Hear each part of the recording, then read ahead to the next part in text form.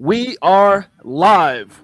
What's up, guys? It's your boy James, aka 68J, coming to you on this Saturday. And I'm joined by two of my family members, Brooke, Odyssey, my sister, and my brother, Nesforce. How are you guys doing today? Doing good. Feeling great. Back is recovering from shoveling. Awesome. How's the weather in your neck of the woods out there? Where you guys live at? I'll let you go first. It's I don't know. We got about 3 feet of snow and it's freezing, so it's like getting harder by the day. And I just want to throw out a virtual daps to the C4L fam, like I always do. Absolutely. I'm trying to see. I thought I had it where I had the comments where the comments could actually be shown. There you go. Now we can see it in Nice. the on the stream there. So yeah, guys, I wanted to put this together. Obviously, Nesforce, you and I talked about this a couple for some time now, a few weeks ago, and we finally made it happen. I reached out to a lot of different people, and I was just so excited to get you and Brooke on. I really respect you guys' mindset and knowledge in the crypto space. So we've got some topics here, guys, that we're going to be talking about today, from health as well, fasting, market events, building relationships in crypto, which I think is very important. But there's some hot things going on right now, and just some obviously chaos in the markets. The markets are way down, and I want to start off with Brooke because I know you're very locked into what's going on in the banking system. They've done everything they could to try to pause some of the things that we need to move forward with the Clarity Act and things like that. So just, take it away. We're going to have an open forum here. Really no structure in the sense of, any particular thing in order, but let's start with that. Just your feelings on the crypto market, the chaos.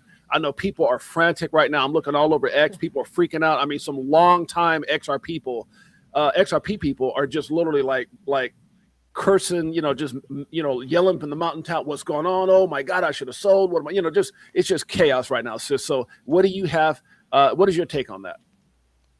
So before I give my take, I should probably introduce a little bit of myself to the audience because it kind of matters. That's right.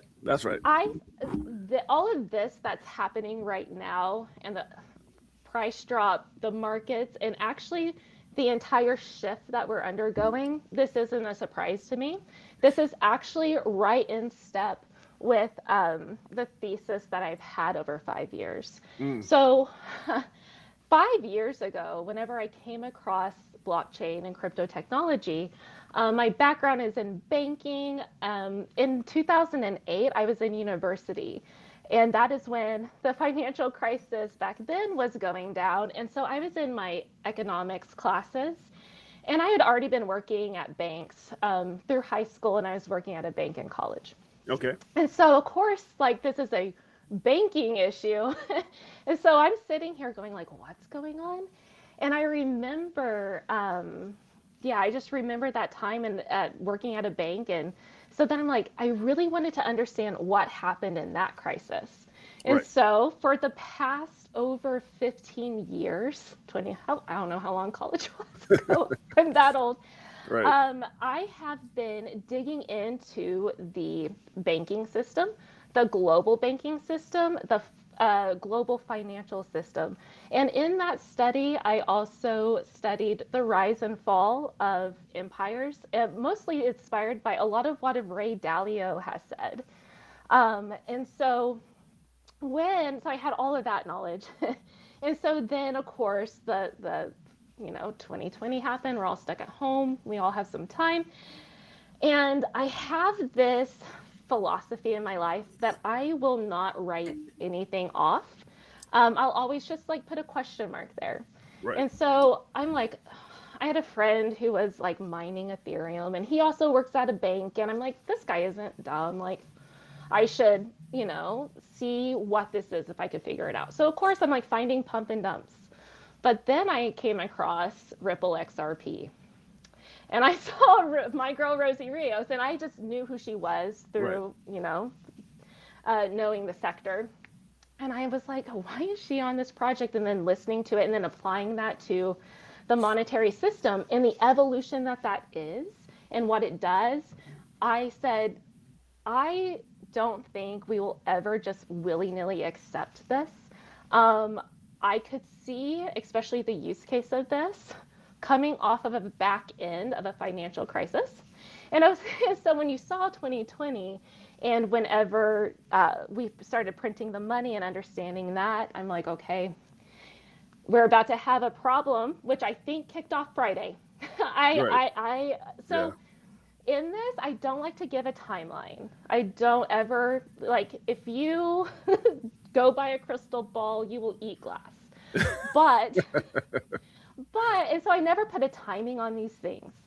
Um, so so this is a lead up. It's like the Jenga game, right? It's like these things start happening and you never know like which one. So you like see something happening and they're like, is this the one that's going to take it there? Yeah. And there's been a lot of those. So like I thought this similar event was going to happen in 2023. Okay. But the Fed came in and backstopped the banks. But that was just putting a band-aid on a and so it has gotten progressively worse. The Jenga missing pieces are out. So if it's not this time, we are close. What I think is very interesting, okay? This is just, I'm going to put on my tinfoil crown, okay? Right. This is purely speculation and conspiracy theory. Okay. If this is planned and it is happening going down. A lot of people feel that way. Okay. Very interesting that we have an Ondo summit hosted by the White House on Monday. Look at the people that's in that room. Wow. I have a feeling on Monday, if we don't have a banking holidays, we're going to be having some banking issues at the same time that these people are in the same room together, having some discussions about plumbing issues that are happening currently and how these this infrastructure can mitigate or help what's on our doorstep. Tinfoil crown. Wow. Tinfoil crown. Wow. And it's so crazy. And I my apologies for not introducing Brooke. Brooke is my crypto sister. She was one of the original members of Ladies Night that we did, and she went on to be on a lot of people's streams. Some things that World Be Free. Shouts out to VTHO. And the Nest Force is one of our valued community members who've done many streams with me, as has Brooke. You guys have been in quite a few of our shows. So if you guys want to check both of them out, go to our Crypto4Life YouTube channel. You'll see plenty of both of them. Talk a little bit about, and I'm going to move over to Nestor, but either one of you guys can hit this. We just had a government shutdown, right? And here we are again last night, partial government shutdown. What's going on with that? That's a really good question. I don't know. Maybe it's part of the plan. I really have, now that Brooke kind of went through her little She's got me thinking. I want to ask her like 20 questions to elaborate on that. Would you be okay with that, 6'8"? Yeah, man. We're just having a discussion, and yeah, absolutely. Okay, first thing I want to ask you about, Brooke, is obviously the precious metals market has been excellent. Now, predicted that too. I'm just gonna say that. So that was one of the stops on the way. Okay. So I told people XRP. Wow. And then a lot of people who, they're like, this digital stuff, it's too risky. I'm scared. My husband won't let me. Right. What else can I do? Because I'm getting people ready for a financial crisis. So I don't mean to cut you off, Brooke, but you were saying this when you had predicted this or foreseen this, because I know you're really heavily into like banking and finances. So when did you say this? Like when you I've kind of been seen on this? here 5 years ago. Wow. So People you kind of called saw me this. Crazy. Wow. Yes. Yeah. And so I said, here one of the signs that I said on the top, if what is happening is going to happen, and we can overlay history on this, gold and silver will go parabolic. And a world of $5,000 gold. I listen to a lot of gold people like Andy Sheckman, Lynette Zhang, Adam Tabert, like all of these people talk about these things a lot. And we talk about a world of $5,000 gold is not a good world to be in. And they were listing that $5,000 number back then too. So this is something that a lot of, and I shouldn't say a lot, I just say a select group of people who are tuned in and understand what fiat money is, where it all goes historically in similar cycles each time, it is so obvious to me. so, but yes, the moving gold and silver is completely in step with this overarching thesis. So to complete my question, does that mean gold and silver are going up, or is the dollar just devalued and gold and silver essentially stayed where it was? Well, Interesting. it is the fact that your dollar is getting less valuable. That is the mechanism there. That is happening. It's not that gold is getting more expensive, it's that your dollar is becoming less valuable. Gotcha. And we even have, okay, so I mentioned Ray Dalio in his study. Just at the WEF, and this was very telling to me, when a man of his caliber, his social circles, being both big financial players and governmental, he has to be very careful with the things that he says, even while being factual. Right. And in that interview in the WEF, the interviewer asked her, like, what about the dollar? Is it failing? And he's like, it's not just the dollar, it's all fiat currency. So, and in these shifts too, one of the World War II was one of these things. Right. Wars and global resets happen off the back of financial crises. The nexus of all this throughout history, all the way back to Rome, is debt. Our money's based off of debt. 1971, Nixon took us off the gold standard. Ever since then, it's been fake. And that is the story of the beginning of every empire's end is. So let me ask you this, Brooke, is in kind of piggybacking off what Nesforce is saying. So this big run in gold, because I know a lot of people are saying it, but is this coming from countries? Is this coming from big institutions? Is this coming from, so they're running to gold like crazy. Okay, gotcha. They have been. So I've been watching them run to gold. And what's interesting is the assets to gold that they hold on their books has now surpassed dollar across banks. So you can kind of just tell. And so your question was, do I think you can go higher? So let's overlay some history here. In 1933, after the 1929 crisis, they're still in the aftermath of that. The government made gold illegal to own and bought it back and then revalued it. And if you want to go historically, a civilization goes from gold to fake money, or not in gold, it's just hard, like whatever means of hard-backed something's backing it other than nothing, to debt-based to back to gold. So I think we're also in that shift. So this is why, like, tokenization, this technology solves long-standing what's called frictions of money. Okay. And so the world and how it's set up is set up really because of the friction of money and how we move around it and commerce together throughout our country, states, the world. And so that is the nexus of everything. Wow. Now here's one of the things I want to ask you guys. Obviously, I've been looking at a lot of people who do TA, market analysis, fundamental analysis, and a lot of people, we could be hitting the bottom. But could this get much worse if we start seeing bank runs? Like right now, one of the things that I just saw when I had a message, people send me stuff all the time. It says, as of 8 o'clock this morning, I guess there's several banks, but one is Chicago-based Metropolitan Capital Bank has failed. And it seems like, is that kind of we're going again, these banks collapsing and just total chaos, meaning that, if that happens, we could be looking at much lower prices. Well, or we actually get to see the real use case run. Okay. What are they building? What are we building here? Okay, the DTCC is going to be in that room on Monday. Okay. The DTCC did a project, and you can go and look it up. It's called the Great Collateral Experiment, of which they simulated a global margin call. And then they walked you through how they would solve and mitigate some of that. And then they listed 3 projects that helped them do that.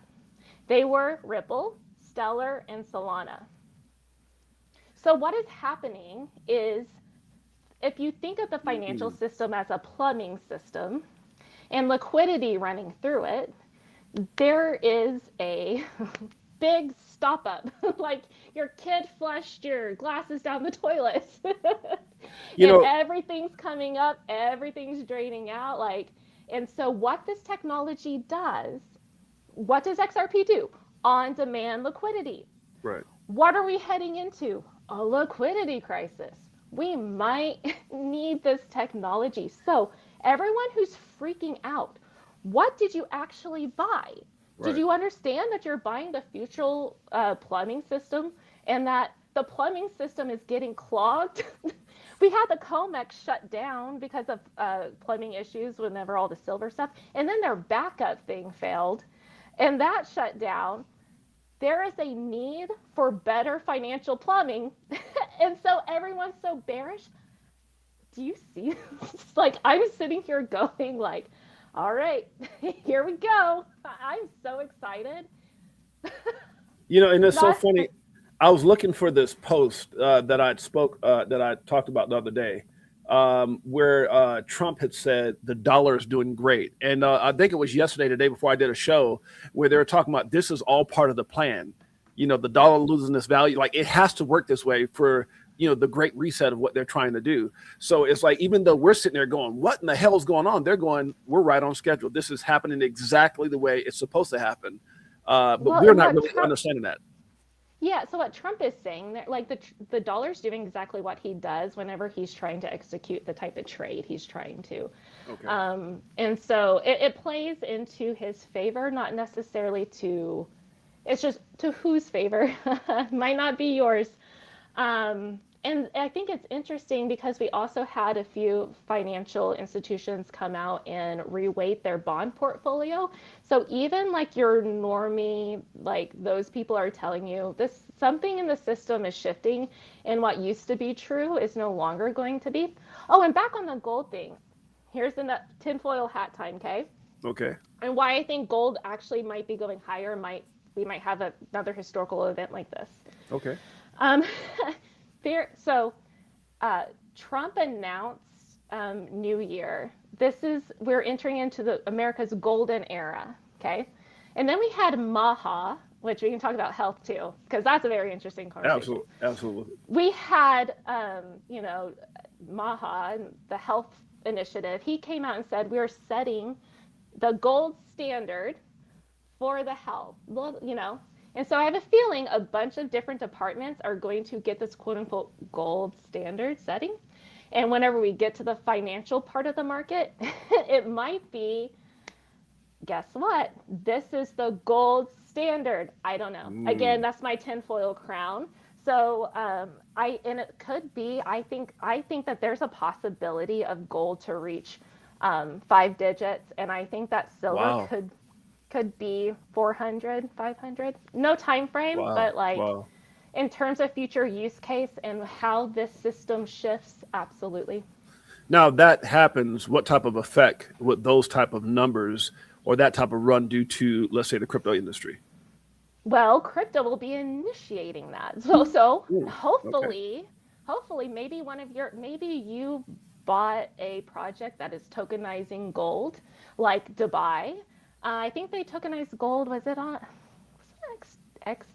XDC or XRP? I can't remember. One of those. So, and then we have Paxos G. So we even have our own Federal Reserve tokenizing gold, and you can go out and. So did you buy Paxos G? Like, what is in your wallet? And was it tokenizing? And is it possibly going to tokenize any of these assets? Scott Bessent actually said. And it was in an interview, and it's fuzzy, but he was asked about what we're going to do with there's some sort of crisis, and he kind of steps in. He goes, "We're going to monetize our assets." And I'm like, and that kind of like went over people's heads. Right. and that's what I'm like, well, how would he monetize these assets? It'd be, we monetized the debt in 1971. We could monetize, we could monetize our national parks, monetize oil, like tokenize it and then peg it to the dollar. So I want to read this real quick. It was a Kabasi letter put it out. It says a weaker U.S. dollar helps drive looser financial conditions, rate cuts, higher nominal GDP growth, higher asset prices, higher U.S. exports, and a lower trade deficit, easier debt servicing for the government. A way to basically get rid of the debt. And this is why Trump said the dollar is doing great. So your thoughts on that to both of you guys, and any questions that you have for Brooke, because that's what you like. You're itching to ask her a couple of questions there. So like in regards to devaluing the dollar, well, there's $37 trillion in debt. If you devalue that, it costs less to pay it off. That's right. That's right. That's part of the strategy. To go back to one of the things that Brooke was talking about, I hate to go backwards in the conversation. No, I'm going to do it to you. Yeah. Is the discrepancy between physical metals and paper metals, right? I got a vault in my back room here with 1 million ounces of gold, and I'm going to sell it to you. I'm a strong believer that a lot of those providers that have paper metals don't actually have nearly what they claim in their vaults, and they can't back it. And particularly in the silver, it seems like they're in a panic mode to try to push the price down because they have to cover that in cash, because we know they don't have all that silver. What effect do you think that is having on that market right now? Great question. Well, I have a post. I was watching silver, and I said, I think we're going to find out who shorted silver soon. And we went and invaded Venezuela soon after, and then the DOJ and JP Morgan took a stake in a silver smelting place there. So I have a feeling that a few of them are short silver. And yes, so before a battle is ever fought on the ground, it's fought in the financial markets. So that is what I think is happening on a very high level. Interesting. Very interesting. So, I mean, right now, obviously, you have a vast knowledge of what's going on. You understand it, like you said, and I'm the same way. I said this over the last month or so.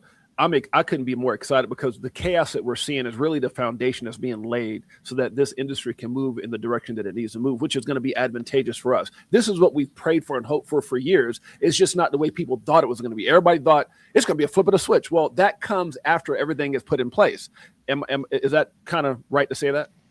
It's interesting. Like, if there is any case for there to be a flip of the switch moment, it might. And I don't say I subscribe to that type of mentality. Mm-hmm. It's a I don't know. I'm not them.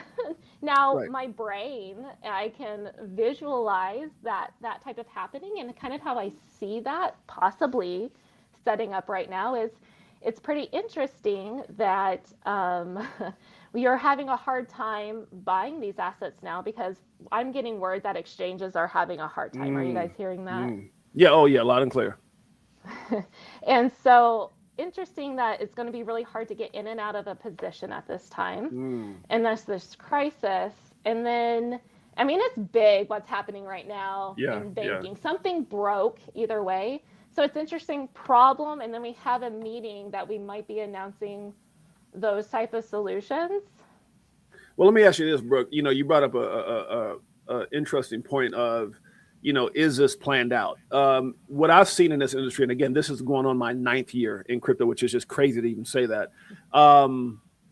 What I've seen sometimes, and especially during the whole Gary Gensler era, the whole Operation Choke Point 2.0, everything that we went through, what they're really good is causing chaos on the left while they're implementing what they really want to do on the right. Is this possibly one of those things? And I remember hearing Jake Claver and Zach Rector and all these guys, Lewis Jackson, many of these guys talk about that, you may look up while you're sitting there trying to figure out what's going on. And like you said, exchanges, their supply for these utility assets like XRP and others, but we're going to particularly talk about XRP, they're depleting. And then all of a sudden you look up and the market starts moving, and there's no more XRP on exchanges. And, maybe that whole narrative that it wasn't created for us all of a sudden kicks in because all these financial institutions, now the foundation's being laid, what we've been waiting for years, they snatch it up. And people who've been waiting on the side going, oh, this is a great time. Sorry, you can't get it. Or on that same mindset, you sell, you freak out and sell and can't get it back. And so they did that both right now. Yeah. So talk about that if you guys both can. Just that whole mindset of that possibility. That's Force. You can take it. Yeah. I mean, if I remember correctly, there's quite a few influencers talking about that really XRP is designed to not necessarily be a liquid asset for the public to own, right? And that's what's going to limit the supply and potentially push the price up. Now, there's potentially some caveats with that. I mean, it would possibly make it more difficult to sell, right? It's going to really push the value because no one can get their hands on it. But then who do you sell to? Is it only OTC? There's something to think about when it makes it to that stage when it's no longer accessible on exchanges. Like you've talked about many times, and maybe the place to make money is borrowing in yields rather than actually outright selling. Do you have any thoughts on that, Brooke? So how the world is setting up right now. And so this kind of touches on geopolitical things, because this is how I see XRP possibly playing a role. We are moving from a unipolar world to a multipolar world. That just means like America is number one right now because of the dollar, because we export the dollar and the world uses the dollar. The world is moving off of the dollar and they're creating their own systems. I think that there will possibly be anywhere from 2 to 3 type of nodes. Like there's going to be the America and their alliance, the Chinese ones, and I think like possibly another one in here emerging. Yeah. So when you say Chinese, you're referring to like BRICS, the BRICS nations? Yes, possibly the BRICS nations. And then a few other lines are being redrawn. When I watched the WEF, I saw that as they know we're going to a multipolar world. I watched Canada. Carney chose China. And I'm sitting here in America and everyone's just like, he's so good. I'm like, and here's the thing. I don't think that we will just let them go silently into the night to China. I think that we will want to take over the whole, at least northern western half of the hemisphere. All right. So how does XRP play in a multipolar world? Now we have a neutral. Neutral is a really interesting term when you're talking about a multipolar world. We have a neutral bridge currency that now we have all these other, and we're kind of we have this animosity happening right now on the other side of this. Now, because we have this neutral bridge currency, which shifts from, we're in a trust system right now, which is why we have these banks and intermediaries. We're moving to a trustless system. And so you can have a trustless system when you have a neutral bridge currency of which opposing people can all look at, and we can trust the code and we don't have to trust each other. Right. So the setup, guys, it's like everyone's freaking out and calling for Armageddon. And I'm saying, this is the Super Bowl. No, and I definitely agree with that narrative. And, it's something I've thought about for a while, and I think that's kind of what my question was. I think there's a lot of truth in what you're saying. I think there's a lot of truth in this has all been set up this way, and I think there's a lot of truth in what people have been saying for some years now, and that is, it's going to come a time where you can't access XRP because it wasn't created for us, and if you sell, and I think that's the whole narrative, that most people aren't going to make it to some of those bigger numbers when that does play out. And I'm not here to try to, fear anyone or, into buying more. But I just think it's one of those things that you definitely have to have a strategy, because you might look up and need to sell some and can't get it back. And I think that's kind of where I was going with that. Where should the mindset of the investor who's freaking out right now, and this is to both of you guys, I have my own take on this, but what should the investor who thought, and I'm gonna touch a subject that I'm gonna try to be as careful as I can. Obviously, we saw a lot of price predictions at the end of 2025, and that stirred up some controversial things from some different parties, and we won't talk about that. I covered that on my one of my other shows. People throwing out some prices, people giving out hey, there's a huge like a 90-something% chance that this is going to hit $100, and so a lot of it just kind of messed up a lot of people. So for the people who thought maybe they would see a $5 or $10 XRP already, and then all of a sudden this is happening, what do you say to those people right now? What should they be doing? And I know it's not financial advice, but where should people's mindset be at right now? Those who are freaking out in a big way. I'm gonna take a crack at that one. So I'm a firm believer. No one ever knows what's going to happen in the market. Right. You don't know what's going to go up and what's going to go down, right? But there's always an opportunity. A crash is an opportunity. I mean, I made the most money I ever made was during the Luna crash. I hate to say it because it was really, really terrible for a lot of people. But I bought the bottom. I made tens of thousands of dollars in a day off of $98 trade. Wow. So there's always opportunity in the market, and although the sky is falling for one person, it's an entry for the next. I mean, we were looking at XRP at $3, saying, "Man, I wish I could get $1.70." Well, you can get $1.70 right now, right? So that would be really what I try to get into everyone's heads: is there's always an opportunity, and make the most of it. Yeah. Now, obviously, we can circle back to more topics in crypto, and obviously we want to talk about health and some other things that we had brought up the other day, Nest Force. But one of the things I want to talk about is relationships in this community, and something that I preached about for years is finding connecting with people like a buddy system, right? Finding people that, like, for example, we all have our ups and downs, especially over the last 9 years. You have questions, you have, almost like a support system. For me, I've got quite a few people. I've got Mike O, a friend of mine for 30 years who's in crypto. I've got John Singh, who's 40-year friend of mine who's in crypto. I've got, several others like Griff and Iron Man and Crypto OG. Would you guys agree that it's maybe a good idea to have somebody that you can connect with, so you're not freaking out, so that you can, and all those people that I talk to are smarter than me in certain areas. And so I don't want to be the smartest guy in the room. I want to be able to go and get some really valuable advice. And what that does, it just kind of, and not to say that, you should go out there, obviously do your own research, obviously have your own plan. This is your life, your story. So, but I think that's very, very important to have that type of support system. You guys agree with that? 1,000,000%. The most valuable asset I've ever come across since I've gotten into crypto is the human beings that I've interacted with. I could go to zero right now and I wouldn't care. I know you now, 6'8", getting to know Brooke now. I've met all the people for my podcast. I'm developing music for Web3 games right now. So it's like, that is by far the most valuable asset. I don't care if the market goes to zero. I'm still a happy human being. And as Brooke gets ready to answer this, that's where I've gotten a lot of joy and peace, because there's people in my family. It's like talking about this is like talking a foreign language. They don't want to hear it. And especially times like, I told you, that kind of thing, even though we're still way up, especially for those of us who got in early. But to me, I am completely in love with, my family, just the people, my wife, feels the same way, because what it does, it just helps that togetherness. And because if not, it could be a lonely road in crypto if you don't have those type of connections. Brooke?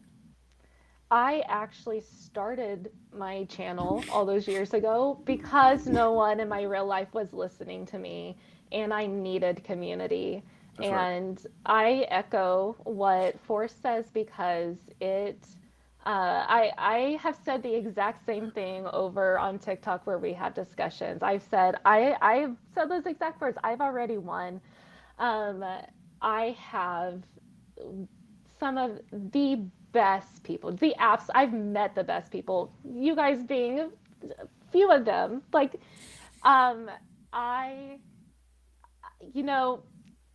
this is kind of like a weird reference, but like, I understand Candace Owens. Like, I love some of these brothers so much that if anything were to happen to you, I'm gonna hunt someone down. That's how I feel. Awesome. I see my wife is in here. Brooke, you actually wanted me to send her a message earlier, and I said, well, you can tell her she pops in. So Jeanette's here. Jeanette, hello. I told your husband, I was like, tell Jeanette hello for me. She was like, you got to tell her yourself. Well, the way you say, you was like, tell your beautiful wife. I'm like, no, if I say it, she'll just think I added in because we're married. But no, shouts out to the community. I had actually the comments on the right side, and then I took it out and I just put somebody in timeout because they're just getting a little bit ridiculous. So I'm just going to go back to personally posting the comments myself. So with that being said, guys, let's talk about, and I know this is something very close to you, Ness Force. I've heard you talk about it, Brooke. I know you probably feel the same way. Health is the real wealth. Right. And I know, a lot of us have been waiting. We get so caught up in waiting, and it can cause, honestly, a lot of anxiety, a lot of stress, a lot of different things. But at the end of the day, man, look, you got to take care of yourself from a mental perspective. This is something my wife has really embedded on me because, look, I tried my best to blame everything on COVID weight until I couldn't do it anymore. Right. COVID is over. I can't say I got COVID weight and that's why I'm eating. Right. So she's got us on this. What is it? I think it's called the don't eat. You can't eat until 12, and then you only eat past 8. What is that called? Like a intermittent fasting. There you go, intermittent fasting. And then she's got us on just eating healthy right now and all that stuff. So walking every day and all that. So just why is that important, especially being in this space, or just in general? And anything you guys got to speak on that? Health is a real wealth. What, if you don't mind me asking, 6-8, what is your fasting periods? You're doing like 16 hours off, 8 hours on? Well, here's the thing. So I got to tell us, I'm not good at fasting. Like I remember there was some years ago, actually about 10 years ago, I lost like 60 pounds and I had a better physique than I had when I played pro ball. But then years later, gained some weight back. And then my wife put us on what she called the Beyonce diet. Right. I didn't know what the hell a Beyonce diet was. Apparently celebrities like Beyonce and J-Lo and a lot of these people, they use this after having children and things like that. I think some people call it the lemonade diet. So we tried that. We tried the lemonade diet with cayenne pepper and water and drinking that for 5 days. Look, I'm going to tell you guys right now, I started shaking after like a day and a half. My wife made it farther than I did. And so one day she was really good. She could make the kids sandwiches for lunch. This is years ago when we still were in California with our kids. She was making a simple bologna sandwich for the kids. And I started shaking. I grabbed that damn thing and ate it so quick.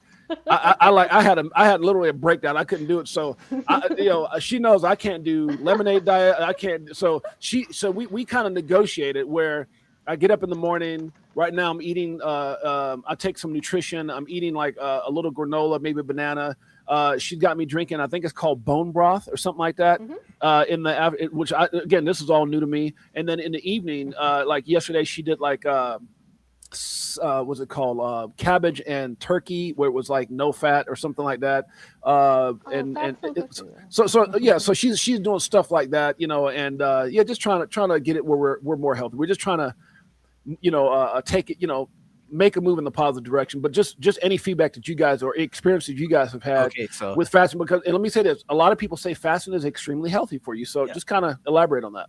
Okay. So 6-8, you made it to the wall when you were getting those shakes. Oh man, the longest I've gone is 36 hours. There's about a 12-hour wall, and I'm the type of person, I put 3 sugars in my coffee. Typically, if you consume more sugar and carbs and stuff like that, it's even harder once you hit that wall. I'm telling you, once you get past it, that 12-hour wall, maybe even a little more, it might be a day depending on who you are, you feel amazing. Okay, so you have to realize that there's this like mountain you have to overcome of like, man, I want that bologna sandwich, right? But then once you get past it and you get past the shakes and everything, you feel great. And actually, I made it that 36 hours, and I'd like to go further. I think I could have made it 2 or 3 days at that point. Once I ate, I actually kind of felt yucky. I don't want to swear. I was going to say something else. So you got the 6-year-old version. But yeah, when you're fasting, you get to a point where you feel amazing. I think it's called autophagy. I'm going to say it wrong. But you get to a point where your body's essentially living off of itself, and everything's regenerating. It feels amazing. And I actually regret eating at 36 hours because I could have gone a lot longer. The only time I've ever done that, it wasn't by choice, is when I got like COVID. I got really sick. And then I went like, a day. But it's funny because even though I'm kind of joking about that a little bit, it's like after that day, I wasn't even hungry. I know, you're sick or whatever, but you get to the point like, I mean, I think I want to eat, but I'm not really hungry. So I know what you're talking about in that that 24-hour period where you're sick and you don't want to eat because you're sick. But if I could somehow just mentally get past that, because I've had random people that I know in business and personal life, like, Jay, you gotta fast. And so it's crazy. Yeah. Yeah, I know you can do it 6-8. Hey, I'm a try, brother. If I could eat that, I love my wife to death. She's my best friend. I've been with her for 17 years. She's my dream, right? But she's also my drug dealer. She got me hooked on coffee 2 years ago, and so Coffee. I'm doing my best not to report her, but hey, I keep trying to get non-decaffeinated. But go ahead, guys. Yeah, I've done a 3-day fast before, and I'm actually planning on doing it again. It's easier if you do a ketogenic diet before and you cut out the carbs first, because then you Mm, can get your body into ketosis, and then you can go into the 3-day fast. Because what is the mechanism that's making you not hungry is your right, body's switching from that fat to fuel. That's ketosis process, and that tampers down the hunger. And it feels really good. It's the second day is the worst. The third day felt amazing. And wow, so I'm late stage diagnosed ADHD. Late stage, like I'm 37. I only found out I'm ADHD last year. It right. all makes sense. Um, but what was it? I did that before my ADHD diagnosis, and it made my ADHD symptoms that now I know are ADHD symptoms. It made my head so clear. I wasn't I wasn't as severe, and now whenever I track my food intake with like, I like to personally, this is kind of my rule of thumb in my health. And when I'm unhealthy, I'm eating things with more than 2 ingredients in it. Mm, I'm eating things from bags. So when I think about my health, I like to keep it to like one ingredient, like, you know, if possible, and then cook it all together. But everything I'm cooking with, it being a whole ingredient, whole food. right. And I just have to stay away from the bread and the carbs. So my kids were sick with the flu for a week, and Right. then we had a snowstorm.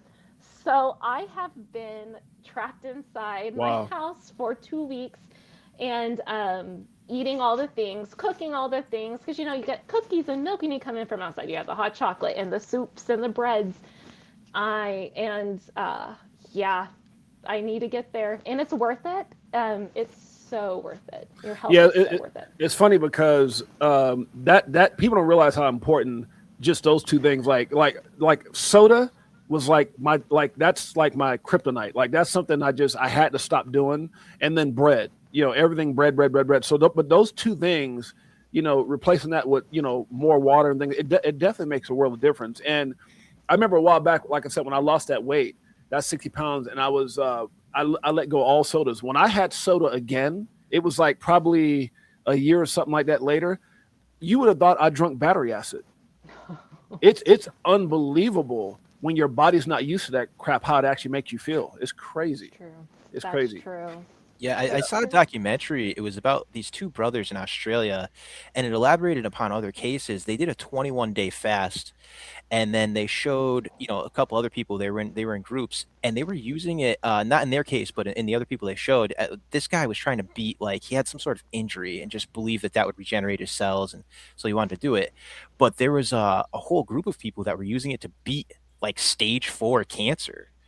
I don't know. I guess it was some sort of form of starving out the cancer, and then basically the cells can't reproduce enough because cancer is essentially a cell that the body should be rejecting that it isn't, and it's some sort of like miracle cure all hack according to these groups. Now, obviously, I'm not medical professional. I can't back any of that up, but it was a really interesting thought, and to some degree, it makes sense, right? Humans didn't have readily available food, whatever we wanted every single day up until very, very recently in our history. So it would make sense that like we naturally went through fasting phases anyways. And that's probably how our body's designed to operate. Winters, for example, you're not going to have too much to live off of. Maybe you'll go Yeah. kill a deer or something and just eat meat all the time, Yeah. you know. But I was going to ask Brooke, are you aware of any of that? Like some of those groups in Australia or anything where they do the 21-day fast to beat cancer? Yeah, I've heard those before. Wow. And yeah, it's one of those things, you like you do the mental exercise. If I ever got cancer, what would I do? And fasting is one of the first things that I would do. I think it's interesting that I shouldn't say, I can't say every faith tradition, but your major faith traditions all Yeah. have fasting as a part of Yeah. their practice. Yeah. Um, that mental clarity, I think there's very something to the spirit, body, and then like how we interface into the world that I think it clears out too. And because now your mind, like all these things, your processes, the energy doesn't have to go to digestion and stuff. Like things get a break, things get cleared out, you get clear head, you get regrounded almost. Like the bad things, like it's also breaking bad habits, because if you can for 3 days, going back to that sugar, like you said, that's hard to do then on your tummy. So I think that there's a symbolism there. There's a real symbolism there of getting rid of the past and going towards the future. Yeah, well, I'm taking baby steps. Like I said, for me, it's something I'm pushing towards, and it's amazing because even what my wife had me doing now, I would wake up just thinking I needed to eat. Like, oh well, it's kind of like a routine. Oh, I need to eat. Oh, I'm sitting here bored. Oh, that kind of thing. And once you get out of that, and the kind of the schedule she has me on now, I'm like, and I've been telling her last couple days, I was like, babe, I'm not even hungry. It's so weird because now that I'm thinking about it, I'm not actually hungry. What am I eating for? But before it was like, oh, wake up, take my nutrition, have a sandwich. Oh, I'm kind of bored. Go grab a cookie, grab a soda pop, grab some chips. Because we have a game room that has like it's every person's like freaking dream gamer's got all the snacks and all the crap, and so and I do it for I'm a mom. I do that too. Yeah. So I do it for when people come over and got all. But I'm like, man, I got to stay out of that damn room. But so let's get back into something. I want to share this with you guys. And Nesforce, you brought this up. Let's see if I can actually. Here we go. So you brought this up, and I wanted to make sure that I shared this. Let's see, where's it at here? It was by Good Evening Crypto. Well, he just shared it. So this was, I guess, something that was put out. Obviously, the whole, and I don't want to get too much into the whole Epstein thing. I know all that stuff was just released. When did you say when that was? That was yesterday? Yeah, I want to say yesterday around 2 p.m. Eastern time. Don't quote me on that, but they released like 2 million documents, bunch of videos, bunch of photos. Man, I've been seeing it all over X. This person's in there. I'm like, oh my God, here we go with this. So what a perfect time. And what a perfect time, right? Yeah. But in this, this shows one of the maybe emails that went out. It was to Jeffrey Epstein from a guy named Reed Hoffman. Not sure who it is. It says, hey guys, we obviously had, and then had something about Stellar. I'm not sure what the relationship with Jed McCaleb, I guess what he's talking about, and the team are. I know obviously some of the players, but this is a problem for us. Would one of you please give me a call at, and it has his number. I can't explain some of the issues, but basically I've been asked by the other co-founders to reduce or take your allocation away. Ripple and Jed's new Stellar are bad for the ecosystem. We are building, and it does our company damage to have investors who are backing two horses of the same race. It says, happy to discuss Best Austin. Now, there are some people who I saw, I think it was Patrick Riley, that took this and said, hey, I told you guys that, and he had a big old thing that he put out, and I was reading through it. Very interesting. I like Patrick Riley, very interesting. He was saying just, how they purposely went after upon things. He was kind of predicating that off of what he read. Joe Katz came out, David Schwartz, and he said, based off of this, he says, I don't know of any connection between Jeffrey Epstein and Ripple, XRP, or Stellar. I know of any evidence anyone at Ripple or Stellar ever met with Epstein or anyone closely connected to him. There are some indirect ties between Epstein and people connected to Bitcoin in various ways, but that's probably true of most very wealthy people. So have you guys heard about any of this, and your thoughts on, them, with all this stuff coming out, all of a sudden they got Ripple, or is it just doesn't really mean anything? I don't know. Yeah. It's the first I'm hearing of this. I mean, I don't really know. I think when it comes to all the Epstein stuff, just because someone's mentioned doesn't mean they're guilty. Like there was emails to Elon Musk, and everyone was freaking out. Elon's on the list, and it was basically him. He kept blowing off Jeffrey Epstein and being like, I can't make it, blah, blah, blah. Like, kind of leave me alone, but I don't want to say that directly. So I think it's best to not jump to conclusions. Now, if you have a picture of somebody with a 15-year-old girl around their arms, and everybody's in the hot tub together, that's a little worse, right? Yeah. But yeah, I think with all this, you got to be careful not to jump to conclusions till we rake through everything, which is probably going to take at least a year. There's 2 million documents, you know. I'm assuming right Yeah. now everyone's kind of using AI to scan through it and say, okay, search for this name, and then they go through and find it. And one other thing that's really interesting about these documents I want to mention, I don't know if you guys are aware, but the original, the first ones that they let out like a month or two ago, pretty recently, not the early ones that were a hoax, but the more recently ones with the redactions, you could actually put the redactions into a Word document and they didn't redact them. They actually just highlighted it in I black saw and you could that. take away the highlight. Now, I wonder if that's the case Mhm. with this release. Hopefully they, Mhm. clean that up. And I've always wondered, was that on purpose? Yeah, I'm not sure. I was reading some things in regards to Bitcoin being mentioned with the files. So I mean, will the release of those files and the timing of those files have any kind of effect on the markets? Oh, I think they already are. Mm, But I think, and like you said, I like how you said that. Just because they're mentioned doesn't mean they're guilty. You have to realize, like, this man was in like Harvard classroom. He's trying to get his. He's strategic. He's talked to multiple people. He's trying to. He's a wolf in sheep's clothing. mm. They lie in wait. So um, uh, they're opportunistic and yeah, it's so exactly what you said. It just be this guy was so interconnected. I mean, think about like Everybody. how many people have we take picture, we're at gatherings and stuff, something comes out and it's like you're with them, are you friends, like you got to be careful. So I think the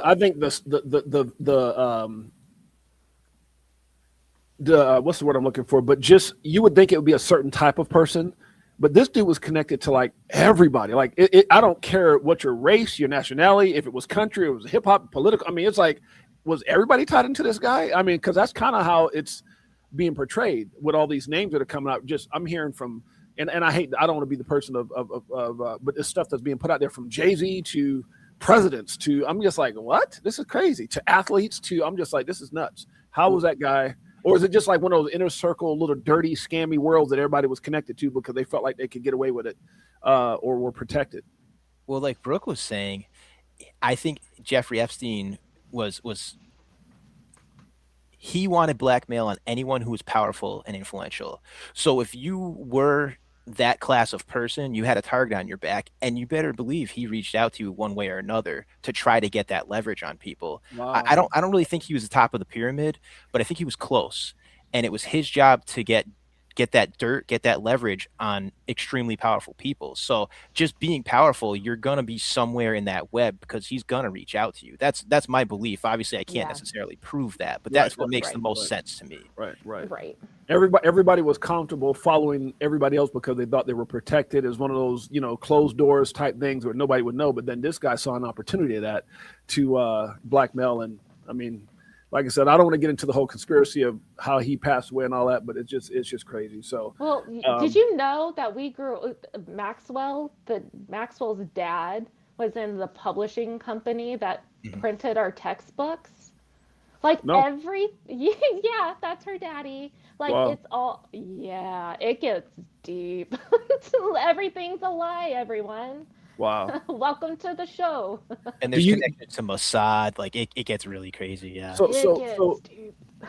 going back to the crypto because I know a lot of people are tuning in here going, okay, let's get back on crypto. But my thing is this: could we be looking at another 30 something day shutdown, or do you think this is going to be very short term?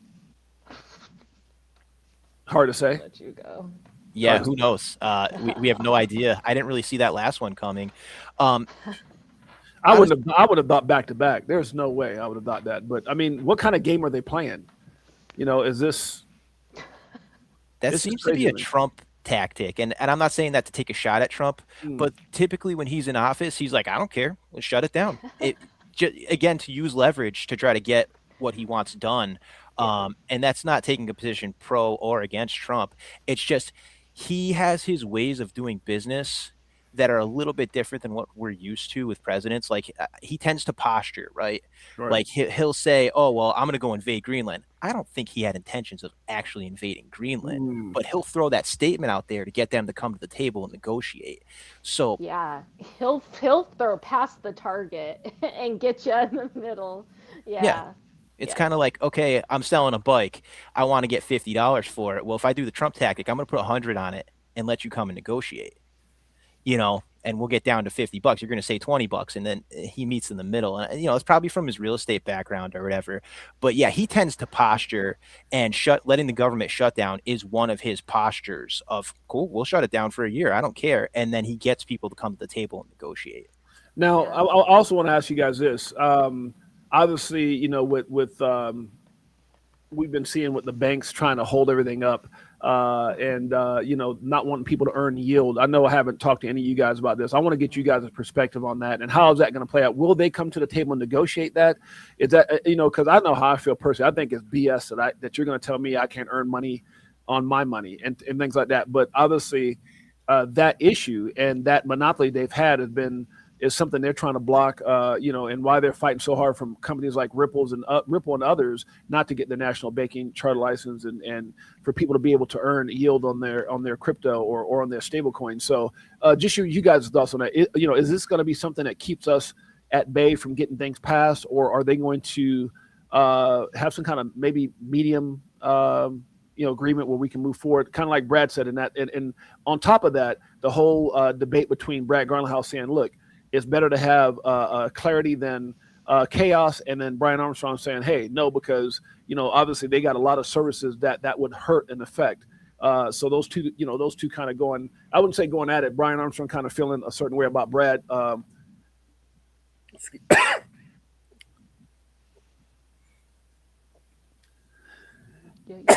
ahead. Start choking. Go ahead. You can take that if you'd like. I'm going to let Brooke tackle this one. This is her area of expertise. So, Are you the question again? So basically, you saw Brad Garlinghouse saying, "Look, we need to move forward. We need to get this bill passed. The bank, yes. We need to. It's better to have something than chaos, right? Clarity than chaos." He said, and then Brian Armstrong, who would be greatly affected with some of the service he's providing, saying, "Hey, hell no! What kind of crap? I'm not supporting that crap." And so, what do you feel how this is going to play out? So the banks have everything to lose in something like this, but I also think that there's a plan there. I think banks will ultimately get in the game of stable coins, and they will possibly want this. I think banks will be in the stable coin business. I think the higher people up in banking know this to be the fact. But truly, so the adoption in America might take a little bit longer because the legacy system has everything to lose with this technology unless they get a rail on it.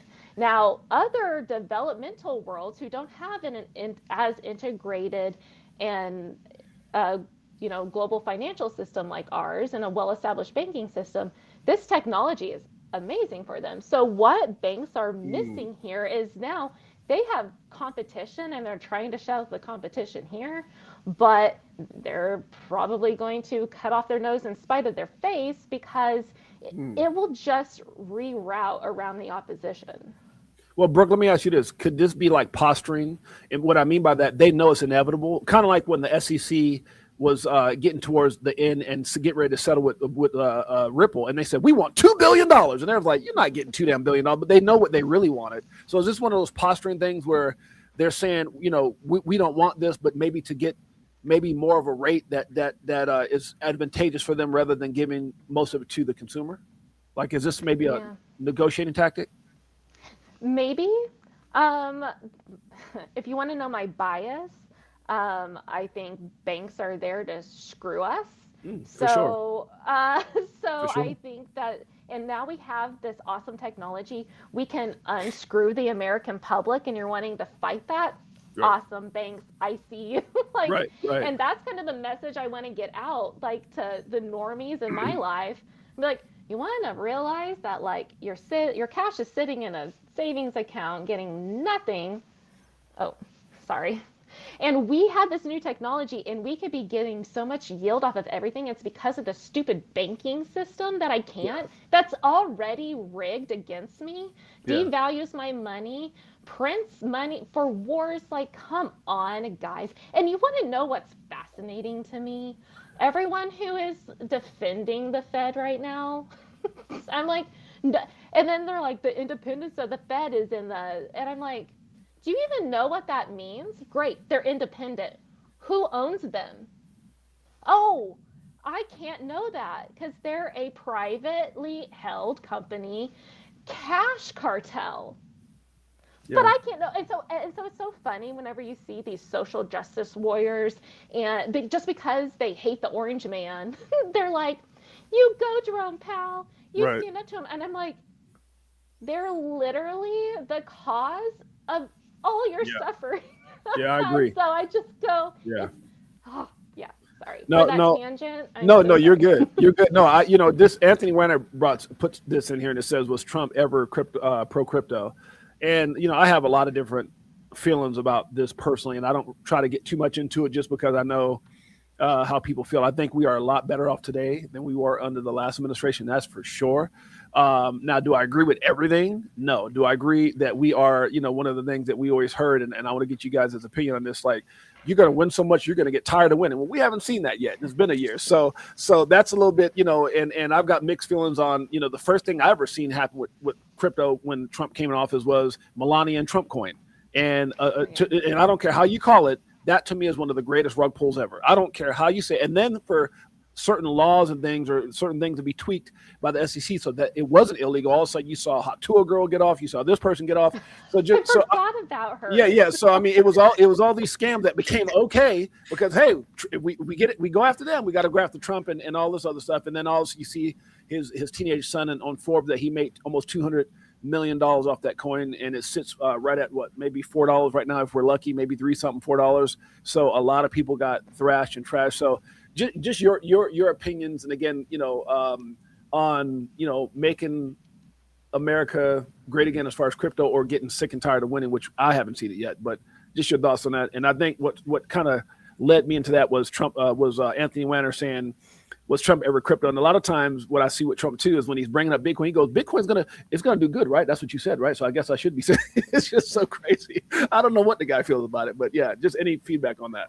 So I think he's to kind of elaborate upon what I was saying before, he's the type of person that leverages his position, right? Yeah. He's going to be pro crypto when he's campaigning to get in office, because that small percentage of the country, whether it's 2% or 5%, is enough to swing all the swing states, right? Now, does that mean he's necessarily going to stab us in the back? I don't know. I don't think so. I don't know. I hope not. I do think that he will get some legislation passed, but it hasn't happened yet, right? So I'm not sick of winning because we haven't won enough. And then as far as his meme coin, it shows how much he was still a rookie in this, right? Yeah. Because he didn't even rug his rug correctly. If Right. you were going to do a rug, it was pumping. It was like $100 billion market cap. And what ruined the momentum was launching Melania like 2 days later. Yeah. Right? And when you say he, I don't think we're saying he because it was It's the everyone team. around him. Yeah, his team. It was the Right. team. Exactly. Right. Right. The team, But they screwed up because the way the tokenomics were set up, basically 80% went to insiders, and they had pumped it up, and they were going to release it very slowly. It was like a 1% every week or something like so that. you said something very important as for they screwed up. But did they screw it up, or is that just a reflection of just greed, which a lot of people? It's just honestly, you can say screw up, or you can say greed, because, like you said, if they knew better, they could have made a hell of a lot more money. Yeah, so they would have made a lot more money if they just didn't launch Melania and let Trump stay at a healthy price, Right. and then right. slowly bled it like they had planned to, because that 80% that went to insiders unlocked very, very slowly, and it would have maintained a higher price. And it also wouldn't have broken Solana network, because people were trying to get out of Trump, get into Melania, That's and the trading prices, the gas fees were, I think, the highest ever on Solana, so they caused major traffic issues. Right. So they kind of exposed Solana at the same time too, which I don't think was their intention. So they even screwed themselves as Right. far as optimizing how much profit they could make for their insiders. So it was a blunder from all angles, in my opinion. I made this comment here. I think it was last week. I said, look, we've been very patient as Americans. We were promised a whole lot. And, give us something, even during this difficult time, I feel like this, and you guys let me know how you feel like this. Even if you gave us what you said you would give us, promises made, promises kept, how about no capital gains tax on American crypto? That would be a great start. Awesome. That would be a great start. I mean, because you weren't hesitant on the Trump gold coin for $5 million or card or whatever the hell it was for people to come in. And that brought you a lot of money and it brought a lot of people in and you made money. But what about doing something for the freaking American people? Because I know you do a lot for yourself with the Trump gold card, that $5 million to become a citizen or whatever the hell it was for a business and your coins. So that's where I get frustrated as an American. You sold me a pig in lipstick, but it's still a pig. You know what I'm saying? And that's kind of how I feel, guys. Anything you guys want to add to that? So a few things that did get passed, and I'm not defending him. Like, I really try to take an independent position. I tend to lean conservative, but I'm not defending him. If you look at the big, beautiful bill, there is a couple advantages that are in there. No tax on tips went through. I agree. And then no tax on overtime, to the best of my knowledge. Please correct me if I'm wrong. And then there's also some really excellent loopholes for income property owners that are also working a day job that file W-2s. They can now actually write off their income properties. And I think there's some level of borrowing against. So it's very similar to giving the same advantages like an LLC or a corporation would have to somebody who's filing a W-2 and happens to have an income property that isn't their primary residence. And feel free to correct me or elaborate upon any of that. So that's just a few advantages that he did promise that are getting out there. I mean, he even talked about no income tax at all. And I think the compromise was, hey, let's throw out some loopholes so at least the W-2 filers can have some of the advantage that these big guys do. No, I agree with what you said 1,000%. I want Brooke to chime in on this as well. What I'm talking about is during that campaign, he specifically got the crypto community to back him up and got some of the biggest names in crypto to jump on his side, right? And he did that. And all I'm saying is I am so aesthetically happy about getting paid on overtime and all the things he's done. That's what I'm saying. There's a lot of good. But the only people that I felt up until this point that have won tremendously in crypto is his family. And so all I'm saying is give us something. Give us a freaking bone. I'm not saying it's going to change the market, but give us something that shows good faith in the fact that we backed you. The biggest names in crypto backed you, but we haven't seen anything other than mostly over the last year chaos. Yeah. Patience, my friend. No. I get. I'm no. Understand. I'm gonna say this as kindly as I can. I started dollar cost averaging Bitcoin at 3,000. I started buying XRP at 12, 15. Like it has created immense wealth for me and my family. Right. So, but I'm talking about. I understand. When I speak, this is a guy who used to travel the world on some of the biggest stages, talking about how people can better themselves from a financial perspective. When I'm frustrated for the American, not myself. Like I can't be frustrated. I would. I probably deserve to go to hell if I start complaining after all the things that it's done for me. But for the average American person who's frustrated, I'm saying give them something. I speak for the people. Right. Tune in Monday. Well, a lot of people are saying things. So talk about that. Like, there's some things as far as Monday. There's some things people are saying February 3rd. There's some stuff that's supposed to be happening or 6 or something like that. So what are some positive things that are being said that people maybe can look forward to maybe in the short term? I don't know what's being said. I've been off. Like, that's right. That's right. Okay. Yeah, that's right. You are okay. Next one. Go ahead. I've not been freaking out with everyone else. After I get off of here, I will jump into the chaos. Right. No, I understand. No, definitely that. And again, I think for me, reading all the comments, getting messages from people, 6-8, what's going on? And it's like, I get it. After 9 years, I'm not in the game of freaking out. And and I say this very kindly. We've come so far that even though we're down, some of us are still way up. All I'm saying is that we the people, of this great country are waiting to get tired of winning. And I don't think anybody's in that point yet. So I know there's a lot of things that have to be implemented for that. But all I'm saying is give us something that we can say, okay, well, you know what? It's great you're doing all this stuff with tax, but how about some things that you promised us, the crypto community? Haven't seen too much with that yet. And that's all I'm saying. That's all I'm saying. Yeah. Specific to crypto, he's still falling short. Like, okay, for example, eggs are $2 again, gas is $3. That's better than $7 eggs and $4 gas. That's a fact. That's a fact. He said he was going to end Ukraine, Russia on the first day. That didn't happen. And it's Right. been a year. I mean, sure, Yeah. maybe he was being hyperbolic, and by first day he meant it's going to take me a couple months, but Yeah. it fell short on that. So, we want to be honest with ourselves about where he's done well and where he hasn't. And And he's done some good too. I mean, I yeah, think he's playing a masterful game of chess with all the stuff he's doing as far as terrorists and things. So I'm not against yeah. any of that stuff. Yeah. And Yeah. even if you're pro-Trump, it's your duty as a citizen. Like, we got to hold him to the fire and That part. make sure that he does the best job possible. That's Because right. even if you love everything he's doing, well, you only got him for 3 more years. That Get the part. most out of it. Get the That most part. out of it. And if you hate him, that's fine too. Do your part as a citizen, campaign, whatever, and get your guys elected. You Yeah. know, I try not to talk too much about politics or religion, but here's what I will say. As a father, as a son and a husband, as an American who got sick and tired of living in like an old, I don't want to get too spiritual, but like in the Bible times, they talk about Sodom and Gomorrah. I mean, I'm glad to be out of that whole woke system that we're in and all that crap and the dark cloud that was over this country. So I'm definitely happy where we're at. Definitely want to just see more things happening and giving people opportunity to see that there's some light at the end of the rainbow. So with that being said, guys, we're at just an hour and 10 minutes. Definitely thank all the people that are here right now. Appreciate you guys in a major way. Anything you guys want to add before we get out of here? I think we covered like a lot of different things. Anything from a personal perspective? Anything that you guys are doing personally, projects or feelings? I read one of those comments, and I get told this a lot. They're like, it sounds like you want this financial crash to happen, and I do not.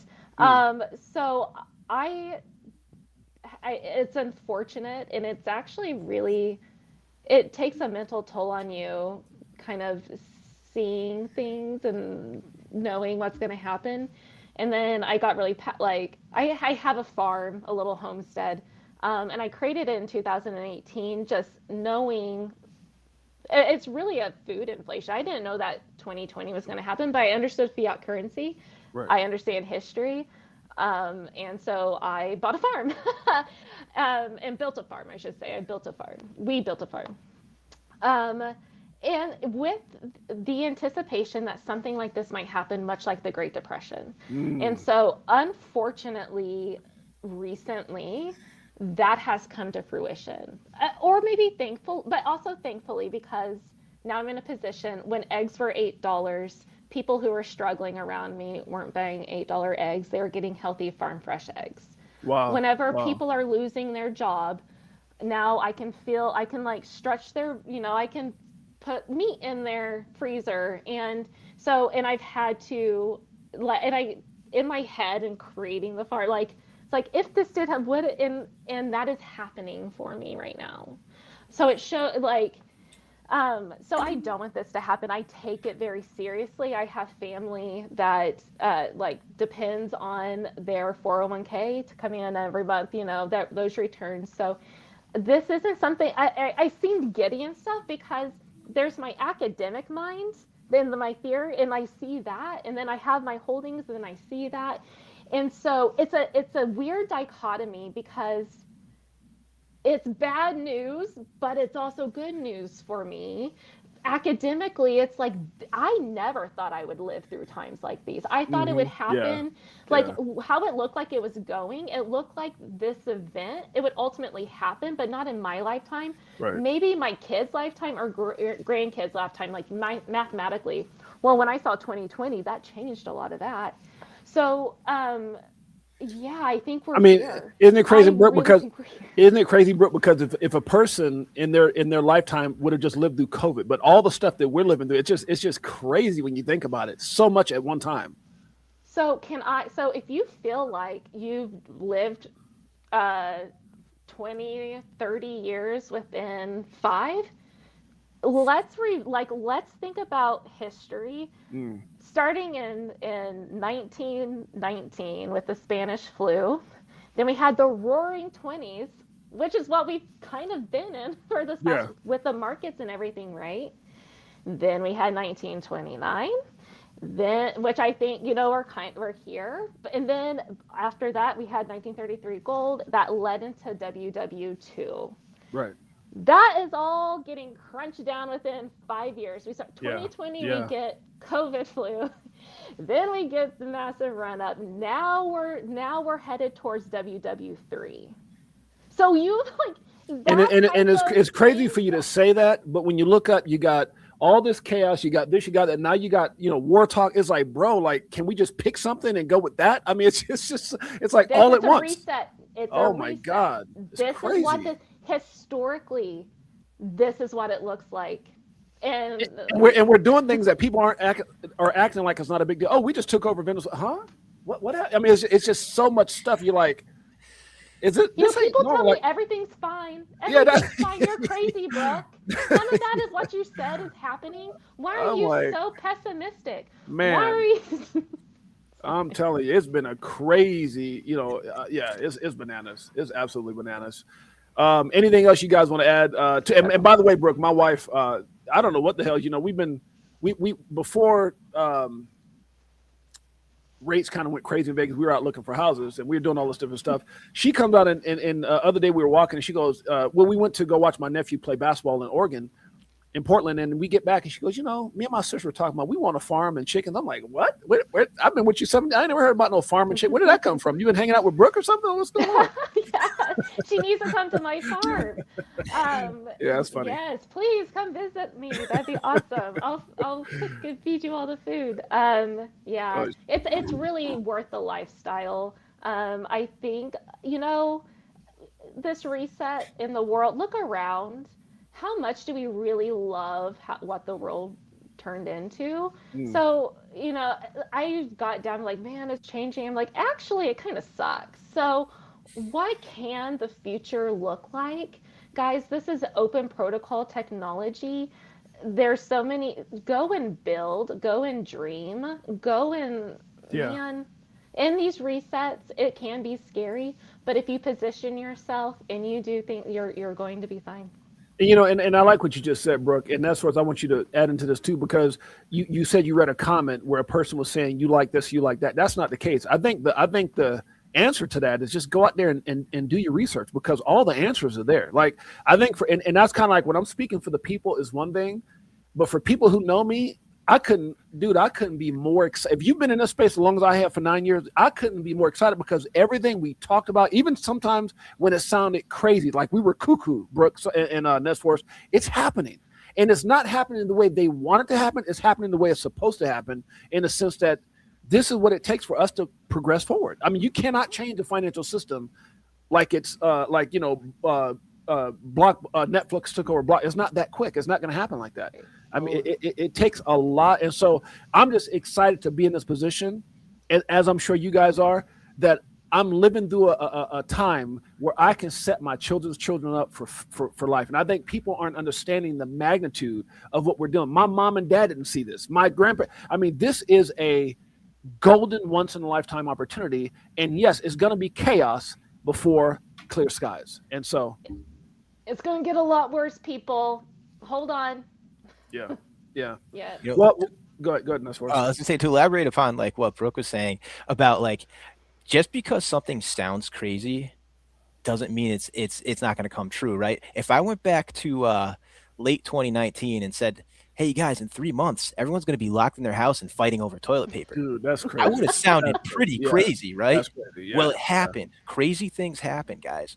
So, and I just want to say this also to elaborate upon some of the stuff you guys are saying, and to kind of give a farewell here. Even in the worst of times, there's always an opportunity. Like, I really like that Brooke said, well, I had eggs, and when people were losing their jobs and couldn't afford it, you took the opportunity to go do something nice for your neighbors. That's right. And I've been in that position before where, like, I had a neighbor down the road from me. She was out pruning her trees. She's an older lady. And I said to her, hey, would you like some help? I'd gladly do it for free. She was like 60. I didn't really think she should be outside doing that. Well, a week later, her husband had congestive heart disorder and ended up in the hospital. And she came to my door with her keys and said, can you let my dog out 3 times today? I'm going to be with my husband. A year later, her husband came home, everything. They're some of the best friends I've ever made. This one tiny gesture into a life-changing experience. Right. I met their whole family, grandkids, sons. We're all good friends now. So even in the worst of times, there's opportunities to make your life and everyone's life around you better. And that's really what I'd like to sign off saying. It's just, market crashes, who cares? You're still going to have an excellent life if you navigate that correctly. Yeah. And be there for each other. Be Yep. there, man. That's the depression. Someone said, you know, we didn't have a lot, but we always had enough because we always shared.